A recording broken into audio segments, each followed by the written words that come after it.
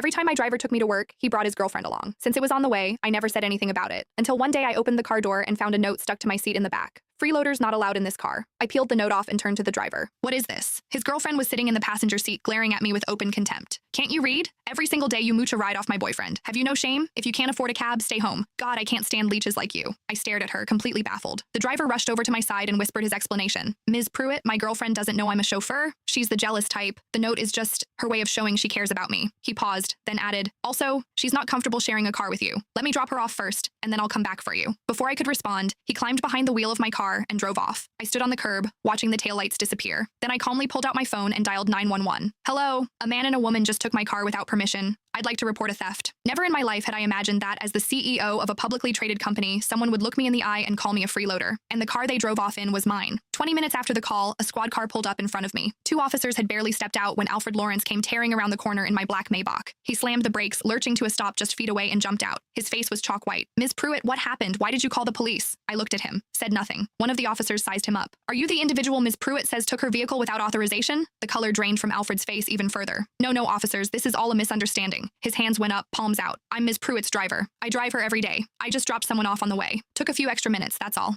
Nobody stole anything. He gestured frantically at the Maybach behind him, forcing a grin. See? I brought the car right back. First thing. The officers looked at me, then back at him. Ms. Pruitt, do you want to press charges? I was about to answer when Alfred leaned in close, his voice dropping to a desperate whisper. Ms. Pruitt, please. For my father's sake. He drove for you all those years. Just let this one go. He swallowed hard. You know my dad's health isn't good. I finally found a girlfriend, and it's the one thing he wanted from me. What I did back there was just to keep things stable between her and me. I had no choice. The mention of his father softened something in me. Owen Lawrence had been my chauffeur for 6 years. Honest, dependable, steady behind the wheel, and never once a source of trouble. In all those years, he had never been late, never gotten a single violation. Every holiday, when I handed him a bonus, he'd try to wave it off for a solid 5 minutes before finally accepting. 3 months ago, Owen was diagnosed with a lung condition that required long-term rest. He had no choice but to resign. On his last day, he stood in my office, rough hands twisting together, clearly wanting to say something but unable to get the words out. Finally, face flushed with embarrassment, he told me his son Alfred had just lost his job. If the company had an opening, could I possibly give the boy a chance? Owen had been an honest man his entire life. He had never asked anyone for a favor. That was the first time.